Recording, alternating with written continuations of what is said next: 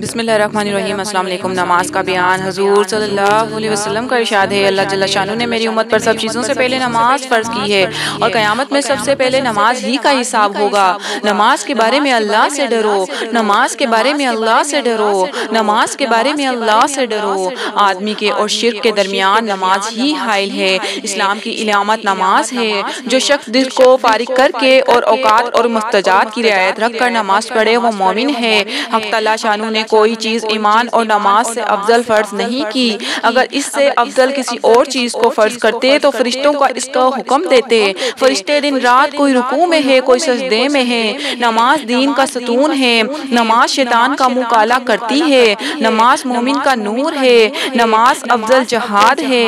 نماز جنت کی کنجی ہے۔ نماز شہنشاہ کا دروازہ کھٹکھٹاتی ہے۔ جب آدمی نماز کے لیے کھڑا ہوتا ہے تو جنت کے دروازے کھل جاتے ہیں اور اللہ جل شانہ کے اور اس نمازی کے درمیان پردے ہٹ جاتے ہیں جب تک کہ کسی کھانسی وغیرہ میں مشغول نہ ہو۔ اللہ تعالیٰ کے نزدیک نماز کا بہت بڑا رتبہ ہے۔ کوئی عبادت اللہ کے نزدیک نماز سے زیادہ پیاری نہیں ہے۔ اللہ تعالیٰ نے اپنے بندوں پر 5 وقت کی نمازیں فرض کر دی ہیں۔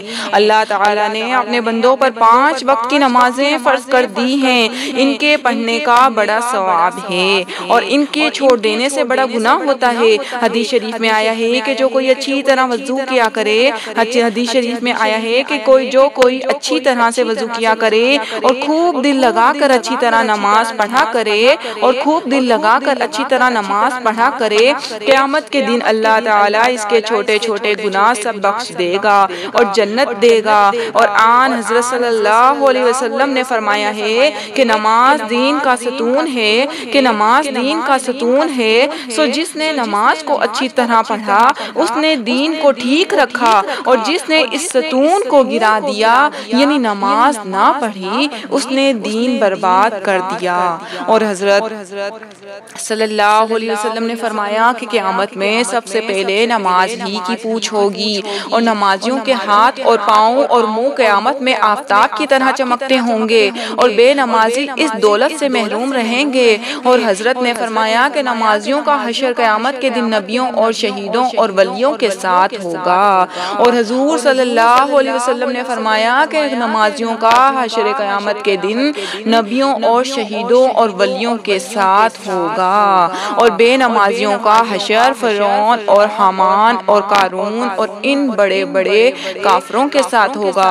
اس لیے نماز پڑھنا بہت ضروری ہے اور نہ پڑھنے سے دین اور دنیا دونوں کا بہت نقصان ہوتا ہے۔ اس سے بڑھ کر اور کیا ہوگا کہ بے نمازی کا حشر کافروں کے ساتھ کیا گیا، بے نمازی کافروں کے برابر سمجھا گیا۔ خدا کی پناہ نماز نہ پڑھنا کتنی بری بات ہے، خدا کی پناہ نماز نہ پڑھنا کتنی بری بات ہے۔ البتہ ان لوگوں پر نماز واجب نہیں، مجنون اور چھوٹی لڑکی اور لڑکا جو ابھی جوان نہ ہوئے ہوں، باقی سب مسلمان پر فرض ہے۔ لیکن اولاد جب 7 برس کی ہو جائے تو ماں باپ کو حکم ہے کہ اس سے نماز پڑھوائیں اور جب 10 برس کی ہو جائے تو مار کر پڑھوائیں۔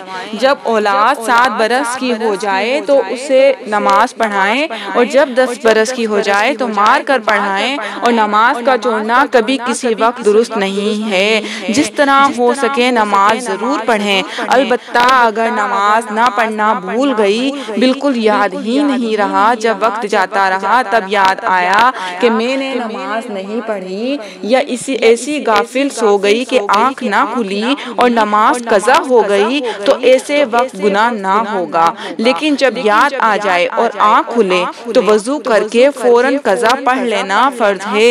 البتہ اگر وہ وقت مکروہ ہو تو ذرا ٹھہر جائے تاکہ مکروہ وقت نکل جائے۔ اسی طرح جو نمازیں بے ہوشی کی وجہ سے نہیں پڑھی اس میں گناہ نہیں، لیکن بے ہوش آنے کے بعد فوراً قضا پڑھنی پڑے گی۔ تو اللہ تعالیٰ سے دعا ہے کہ اللہ تعالیٰ آپ کو، مجھے، ہمارے تمام رشتہ داروں کو، ہمارے پیاروں کو، ہمارے دوستوں کو، ہمارے گھر والوں کو، تمام عالم اسلام کو اچھے سے وضو کر کر حدیث کے مطابق اچھے سے نماز پڑھنے کی توفیق عطا فرمائے اور ہماری نمازوں کو قبول فرمائے اور ہماری تمام عبادتوں کو قبول فرمائے۔